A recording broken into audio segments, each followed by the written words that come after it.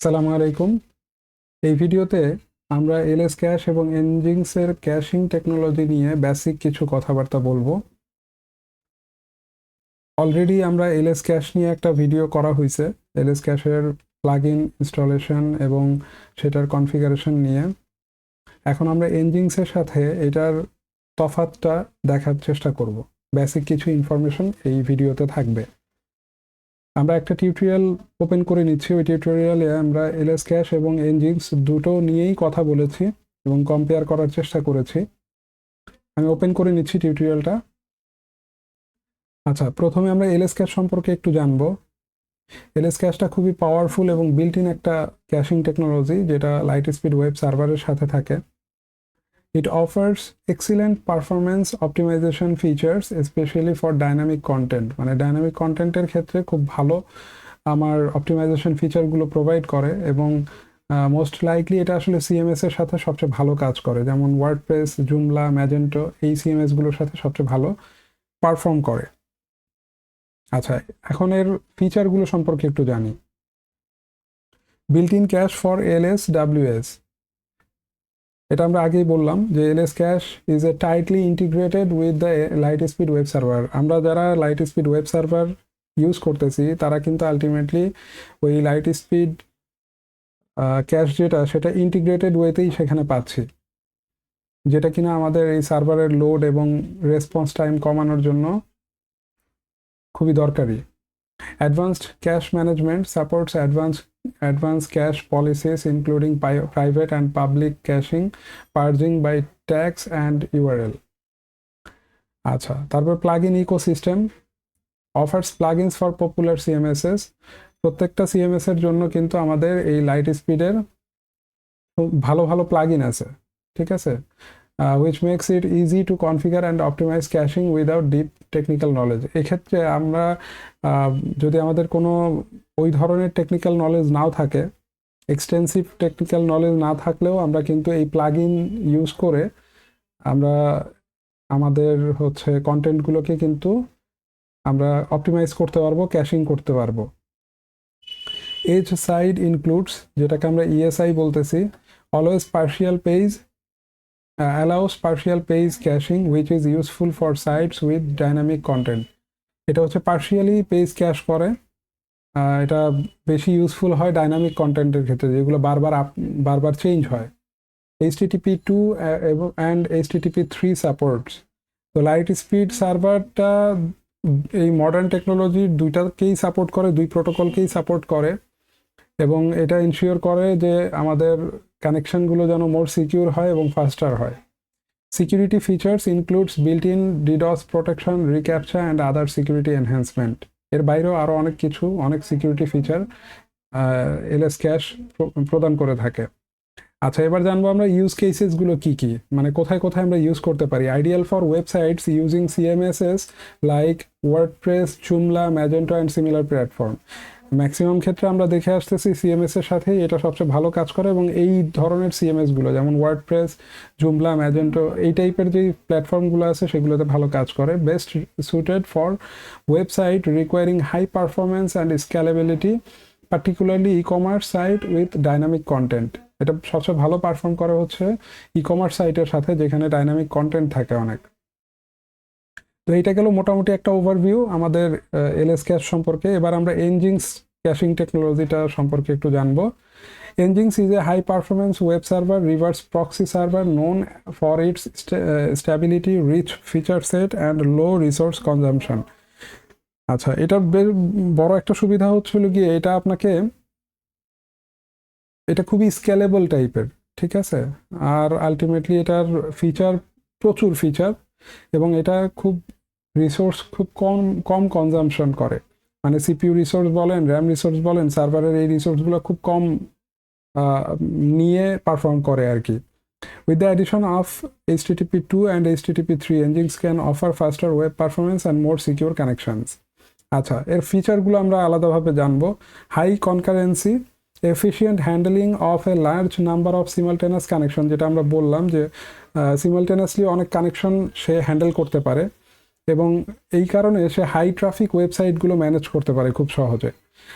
আর তারপরে reverse proxy and load balancing, এই ব্যাপারেও তার ক্যাপাবিলিটি খুবই অনন্য।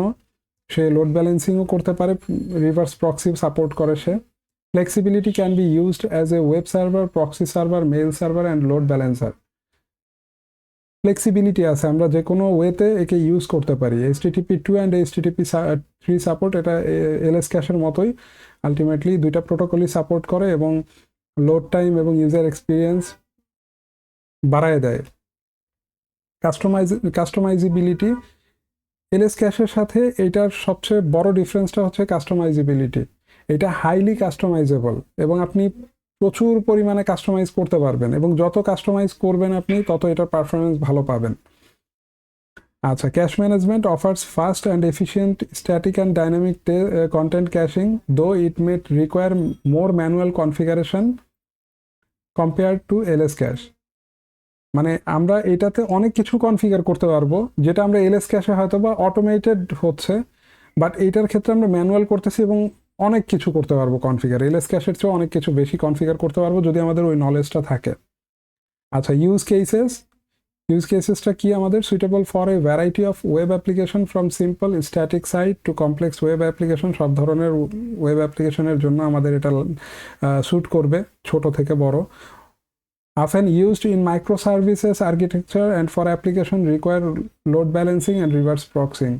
যেখানে আমাদের লোড ব্যালেন্সিংটা দরকার যেসব অ্যাপ্লিকেশনের ক্ষেত্রে, তারপরে হচ্ছে আমাদের রিভার্স প্রক্সিং দরকার, সেই সব ক্ষেত্রে আমরা এনজিংসটা ব্যবহার করব। এটা আসলে হাইলি রিকমেন্ডেড আর কি। Ideal for developers who need a highly customisable flexible server environment, যেটা আমরা বলে আসতেছি। আচ্ছা, এবার আমরা কম্প্যারিজনে যাই। আমরা দুইটার আলাদা আলাদা ওভারভিউ দেখলাম, এখন আমরা যদি কম্প্যারিজনে যাই তাহলে আমরা দেখি পারফরমেন্সের ক্ষেত্রে কোনটা কিভাবে পারফর্ম করতেছে। যেমন LS cash highly optimized for dynamic content and CMSs, offering excellent out-of-the-box performance with minimal configuration. খুব অল্প কনফিগারেশন বা অটোমেটেড কনফিগারেশনের মাধ্যমে কিন্তু আমরা খুব ভালোভাবে ডাইনামিক কন্টেন্টগুলো সিএমএসের আমরা কিন্তু অপটিমাইজ করতে পারি এবং সেটা মানে এক্সিলেন্ট পারফর্ম করে। আর এনজিংসের ক্ষেত্রে যেটা হয় সেটা highly efficient at serving static content and handling concurrent connection. At a time অনেকগুলো কানেকশন নিয়ে কাজ করতে পারে। Can be configured for dynamic content but May require more effort and expertise. যেটা আমরা এর আগে ওভারভিউতেই বলে আসলাম যে এনজিংসের ক্ষেত্রে যেটা হবে সেটা হচ্ছে আপনি অনেক ফ্লেক্সিবিলিটি পাবেন, বাট আপনাকে ম্যানুয়ালি অনেক কিছু কনফিগার করতে হবে। যেটা আমরা এলএস ক্যাশের ভিতরে অটোমেটেড অনেক অপশন আছে যেটার মাধ্যমে আমরা মোটামুটি টেকনিক্যাল নলেজ না থাকলেও আমরা করতে পারি। বাট এনজিংসের ক্ষেত্রে আপনাকে টেকনিক্যাল নলেজ যত ভালো থাকবে আপনি তত ভালো আপনি অপটিমাইজ করতে পারবেন। ম্যানুয়াল অনেক কিছু করতে হয় এনজিংসে, ম্যানুয়াল কনফিগার করতে হয় অনেক কিছু। তো আপনি যদি এনজিংসে খুব মানে ভালো এক্সপার্ট হন তাহলে এমন হতে পারে যে আপনি এলএস ক্যাশের চেয়েও এনজিংস দিয়ে বেটার আউটপুট হয়তো বের করতে পারবেন। Is of use, LS cash easier two set up for non technical user specially with a CMS plugin, যেটা আমরা বললাম। এবং প্লাগইন কিন্তু আমরা এর আগের ভিডিওতে বা আমাদের আগের ভিডিওতেই পাবেন। আমার ওই ভিডিওতে আমরা কিন্তু প্লাগইনটা ইনস্টল করে কনফিগার করে দেখাইছি। Nginx requires more manual configuration and a deeper understanding of web server application বা অপারেশন। আচ্ছা, ক্যাশিংয়ের ক্ষেত্রে LS cache advanced caching option including ESI, private and public cache and tag-based parsing. Nginx effective caching for static content can cache dynamic content but lacks some of the advanced features of LS cache without additional configuration or third-party modules. আচ্ছা, এখানে পার্থক্যটা হচ্ছে LS ক্যাশটা এখানে একটু আগায় যায় এক্ষেত্রে যে এলএস ক্যাশের কিছু অ্যাডভান্স ফিচার আছে, বাট এনজিংসের ওই জিনিসগুলো একটু কম বা ওই জিনিসগুলো ওইভাবে নাই। এনজিংসের ক্ষেত্রে ওটা করতে গেলে আমাদের অ্যাডিশনাল কনফিগারেশন করতে হয়, অনেক কিছু ম্যানুয়ালি করতে হয়, পাশাপাশি থার্ড পার্টি মডিউলের হেল্প নিতে হয়। প্রোটোকল সাপোর্টে দুইটাই ভালো পারফর্ম করে, দুইটাই সেম ওয়েতে পারফর্ম করে, দুইটা প্রোটোকল এনজিংস এবং হচ্ছে এলএস ক্যাশ দুইটা প্রোটোকল সাপোর্ট করে। সিকিউরিটির ক্ষেত্রে যেটা LS cache built in security features tailored for LiteSpeed environment, আর এনজিংসের ক্ষেত্রে strong security features and widely used for its robustness but security configuration is more manual.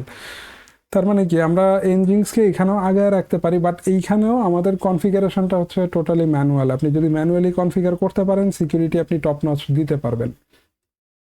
তো আমরা এবার কনক্লুশনে আসি যে আমরা কি এতটুকু পড়ার পর আমরা কি জানতে পারলাম। তো LS cache is A compelling choice for websites using CMS platform, offering is of use and superior performance for better dynamic content. It is particularly well suited for users who prefer a more automated and integrated caching solution. আচ্ছা, তার মানে হচ্ছে হলো কি এটা ওইসব ইউজারদের জন্য perfect যারা আলটিমেটলি অটোমেটেড সলিউশন চায়, ইন্টিগ্রেটেড ক্যাশিং সলিউশন চায়, যারা আলটিমেটলি ম্যানুয়ালি খুব বেশি কিছু করবে না, বাট তাদের ওয়েবসাইটের ক্যাশিং পারফরমেন্সটা টপ নচ হবে, তাদের জন্য এটা হচ্ছে বেস্ট, এবং এটা হচ্ছে সিএমএস প্ল্যাটফর্মের জন্য আলটিমেট চয়েস। আর এনজিংসের ক্ষেত্রে যেটা হয়, Nginx is a versatile and powerful server suitable for a broad range of application, especially where high concurrency and custom configuration are required. It is ideal for users who need flexibility and are comfortable with manual configuration. তার মানে কি এটা কিন্তু broad টাইপের, এটা শুধুমাত্র ওই CMS কেন্দ্রিক না, এটা হয়তো বা আরও অ্যাপ্লিকেশনগুলোতে ব্রড রেঞ্জে ইউজ করা যায়। এবং এটা হচ্ছে হলো গিয়ে যেহেতু আমার কাস্টম কনফিগারেশন নিডেড এটার ক্ষেত্রে, সেক্ষেত্রে আপনি যত ভালো এটাকে কনফিগার করতে পারবেন, যত ভালো এটাকে আপনি অপটিমাইজ করতে পারবেন, মানে কনফিগার করে অপটিমাইজ করতে পারবেন, তত আপনি পারফরমেন্স এটাতে ভালো পাবেন। মানে এটাতে ফুল ফ্লেক্সিবিলিটি আছে, ঠিক আছে। বাট আপনাকে জানতে হবে, আপনি যদি টেকনিক্যাল পার্সন হন, আপনি যদি এনজিংস ওয়েব সার্ভার বা এনজিংস ক্যাশিং সম্পর্কে ভালো ধারণা রাখেন, তাহলে অবশ্যই এনজিংস ক্যাশিং টেকনোলজি দিয়ে আপনি খুব ভালো পারফরমেন্স বের করতে পারবেন। তো এই মোটামুটি আসলে পার্থক্য ছিল, প্লাস এটার ফুল ডকুমেন্টেশন ছিল।